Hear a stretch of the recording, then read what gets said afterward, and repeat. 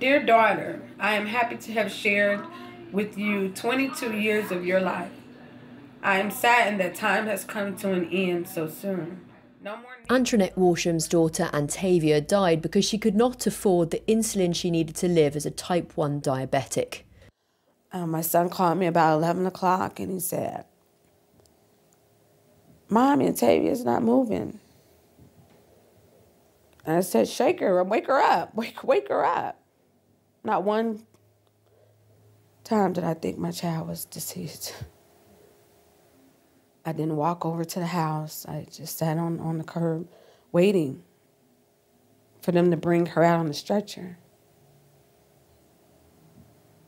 But instead, I saw her come out in a black bag.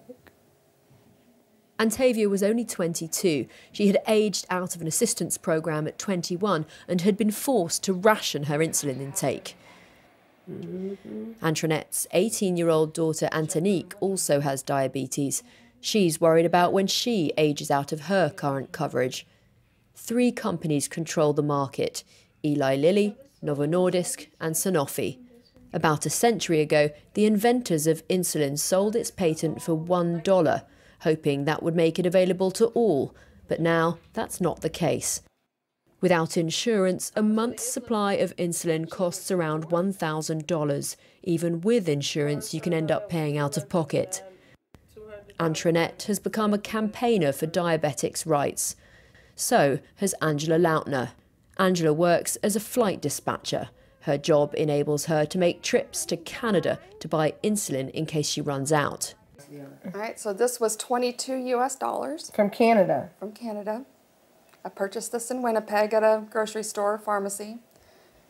At the same retail pharmacy here in Florence, Kentucky, that would have been over $300 retail. When Antavia died from rationing insulin, when Alex Smith died, their families quickly realized in the diabetes community that 1 in 4 people with type 1 diabetes in this country ration their insulin because of the price.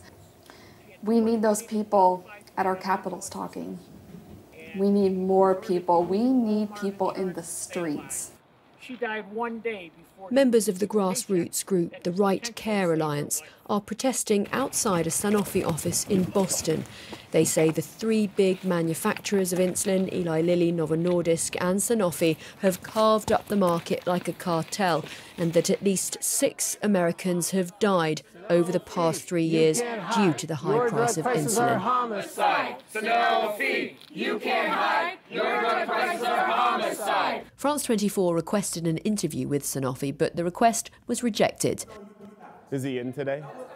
You need to go outside. But your pharmaceutical greed is killing people with type 1 diabetes. We brought their pictures today. We'll leave these behind for you guys. This is Mika. This is Megan. The Right Care Alliance is connected to the Lown Institute, a think tank dedicated to promoting healthcare equity. We went to meet its president, Dr. VIKAS SAINI. We asked him if the pharmaceutical companies are the only ones to blame. I don't believe the drug companies have made, a 1,000% increase in their profits as they've increased their prices 1,000%. What they have done is played a game where middlemen can make a lot of money, and everybody, looks good to their shareholders, and no one has really owned the problem of what's it doing to patients and to our society. It's a failure of our leaders, of our political leadership, of our policy, and of the rules by which we all play. Sanofi makes $15 million every day from selling Lantus to American diabetics. In France, it's free if you have social security, and if you don't, it costs €45 for a month's supply. Around 6 to 7 million Americans take insulin. At a fundraiser in Cincinnati, Ohio, Antoinette meets someone else who lost a loved one due to the high price of insulin. Mindy Patterson's sister-in-law, Megan, went to sleep last Christmas and never woke up.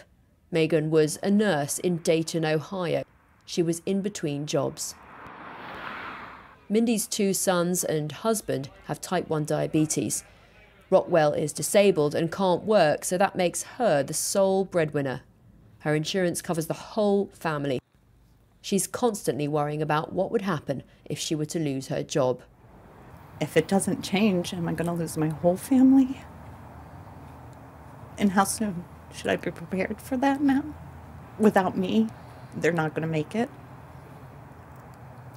And I don't have the money to help my kids when they are off of our insurance. There's no way that I can afford to pay for 2 people with type 1 that aren't under my coverage. So this needs to change. It needs to change now. The insulin crisis is just the tip of the iceberg when it comes to skyrocketing prescription drug prices in the United States.